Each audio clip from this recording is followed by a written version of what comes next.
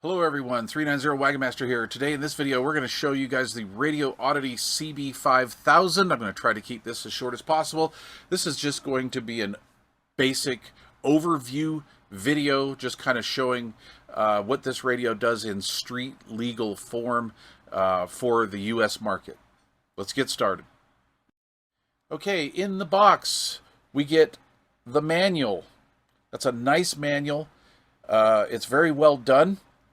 And it gives us all the basics. However, if you want to get further into the radio, I suggest going on to Radioddity's website. We get a really nice microphone. We get a programming cable. This is really nice. So this allows us to interface the radio into your computer via a USB-A port. And this is so we can do things like, say, maybe change our Roger beeps, and just basically tailor this radio, kind of make it your personal rig. So I really like that. And I think this is probably the coolest accessory. I think every one of these radio companies needs to do this. So Radioddity is going to set the standard here, I believe.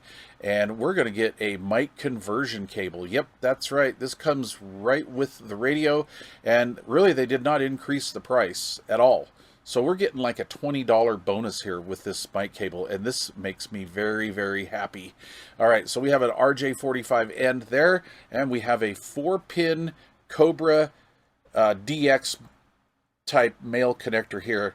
That's what I call it anyway. It's basically a Cobra 4-pin wiring setup, so this works out really well. You can put your favorite static or Turner or whatever you want on this radio, and you just have to do a couple little menu changes in here. But yeah, you can use your old vintage microphone on this new modern radio and improve the sound. However, I gotta be honest with you, I've gone through some of my old vintage mics, and yeah, you can get that old school CB sound, but this has just got unbeatable audio quality. I'm amazed as far as stock mics go. All right. But we have basic user functions here.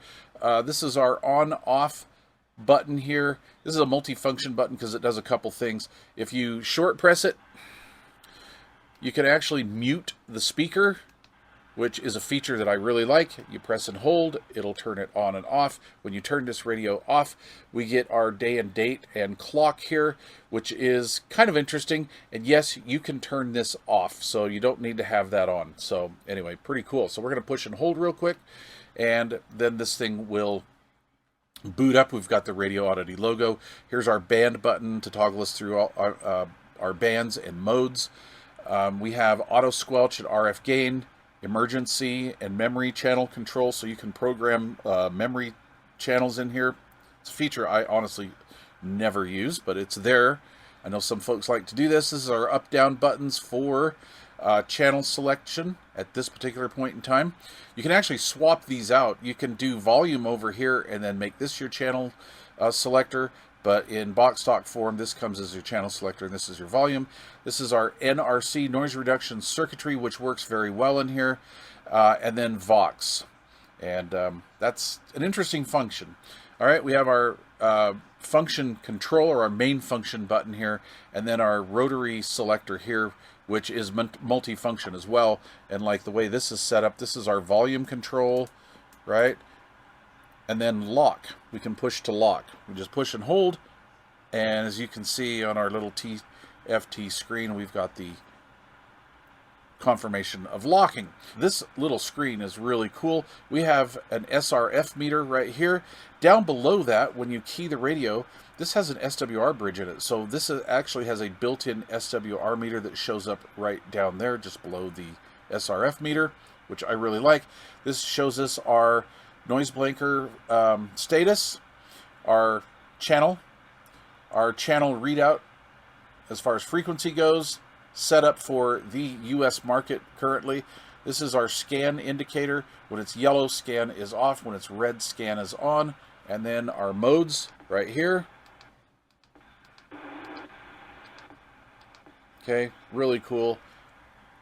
Channel up, down, and then our NRC. And then our volume. So pretty cool, pretty cool. So I'm not going to really get too deep into these menu items, otherwise this could be like a 45-minute video. So let's just run over like something basic. Let me just kind of scout around. We're going to push and hold that to get into our menus. We have main functions, different parameters. Let's just go into a function really quick here. We can turn our key beep on and off, and I believe this came stock at 1, so we can do that. We'll confirm it. Factory reset. And this is our channel volume swap. These can change, so let's do that. I'm not really a fan of that, but let's do this. Let's go into here. We'll back out. You push this as your exit. And now, this is our channel selector, and this is our volume control. I don't know. I've ran it both ways. It's kind of 6s, but I like using this as the volume. I get more use out of this, quite honestly. So let's go back into that. Let's confirm. Let's confirm that we want to play with that menu. Let's turn it off. Confirm that. We have the mic gain. This currently, let's see, this was box stock at 31. That's right. And of course, knowing me, all knobs are fully clockwise, so I've got it all the way up, which works really well with that stock mic, by the way. All right, and I am using a dynamic mic on here. Factory, you're using the Electret, but I am actually using an aftermarket vintage Turner mic on this, which works very well. Echo, timeout. I'm long-winded. I like that. The SWR warning on this from the factory was 20, and I set mine at 3.5, 3.5 to 1, just in case I have an antenna or an amplifier issue or something like that. God forbid. That will keep me posted on that. Echo, yada, yada, yada. And then our scan type, because this will scan channels, so I have this set for squelch, or you can do time. And then our dimmer, which doesn't show up very well on camera, I'm seeing. Dual watch, and I have this set up for dual watch on channel 23. And then this comes with emergency channels already set for channel 9 and 19 on FM mode. So anyway, I use this to check for DX, and channel 17 is one of my channels that I like to check on AM, and as well as 23, just see if there's any locals out there. This is my auto squelch setting, which I believe comes at factory at 3. And then Vox, which I never use. And then our noise reduction circuitry for receive. I believe it came at 3. I'm not really liking that. It's a little too much for me, so I have mine set at 1. These are all just, you know, this is subjective, so just personal taste. And this is where the fun starts. At single sideband TX audio quality, we have 3K and 4K. Leave it in 4K. 3K would be like a DX mode, or if you have a really bassy microphone you're using on here. I prefer 4K. That's the most dynamic sound, and people just dig that sound. This will do CW, continuous wave, Morse code, whatever you want to call it. And then here is something that I really, really like, and this is our S-meter response. However, it's really AGC, automatic gain control. You can have fast AGC, or you can have a slower AGC, so the receiver is a little smoother. It's not quite so choppy. A lot of these modern rigs are very choppy sounding, and I don't really like that on single sideband. So anyway, and then of course we've got talkback. Talkback works very well on this, by the way. And then voltage protection on or off. And there we go. Clarifier controls, and then the factory reset. All right, that's enough. We can do many other things with this. Let's see, the key parameter. Again, I'm running microphone, dynamic microphone on here. Okay, so this is something that I really like. This is our microphone, that PF button, the personal function button, and it comes factory with VFO. But you can do many things. Personally, my favorite is the Noise Blanker A&L. All right, cool. That's what that does. So there's a couple things about this radio that I'm not really too hip on, but right, like there's really no perfect radio. There's just no such thing. It's not possible. Okay, I should say not humanly possible, but I don't know. These days you never know. All right, so one thing that I don't really like about this radio, and this is not picking on this radio in particular, but just a lot of these are going like this, is I wish that we just had a more linear type volume control. Now for mobile use, I find the volume on this thing adequate. I don't really have a problem with that.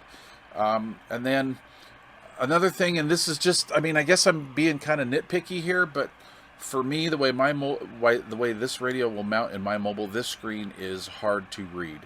So sometimes I have to put my hand over the top of it and cup the sun out. And so anyway, again, kind of nitpicky. I get it, but that's the way it is. And then I really dislike RJ45 connectors. However, again, because this thing does so much with the programming cable, more or CW options and stuff like that, as well as digital data, you actually need these plugs. So anyway, that's that. I mean, that's kind of really it.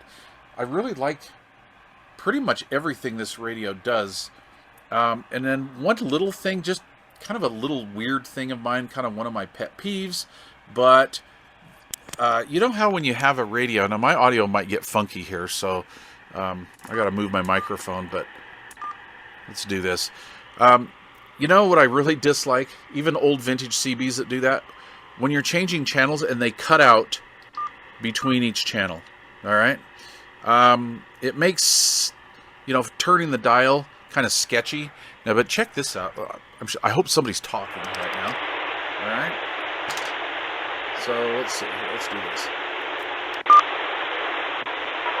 There we go. See, look at this. Now I'm on the wrong mode. But I like that it doesn't... Oh, there's the mute. I like that. I like that this radio doesn't blank out between channels.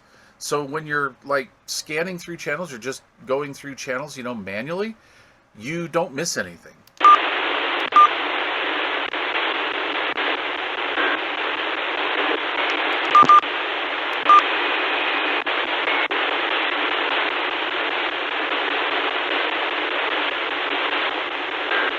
Now, of course, nobody's going to talk, right?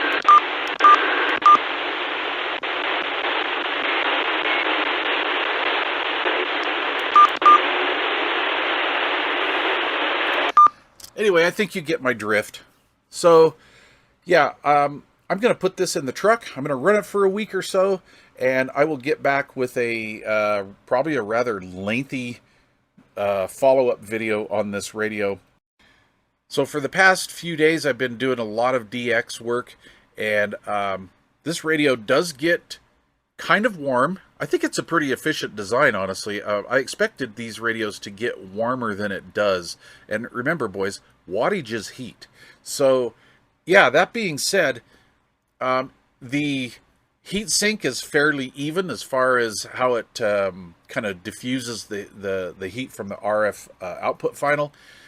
And it just basically gets to like a certain temperature and then just kind of stays put. And then it does take a little bit of time to cool down, but that's because it's kind of a thick heatsink material. But yeah, I mean, not a problem. I'm happy with it. You don't really need to have any fans or blowing on it or anything like that. And again, gosh, I just get so many people just saying how good this darn radio sounds. And let's talk about the RF output from the factory.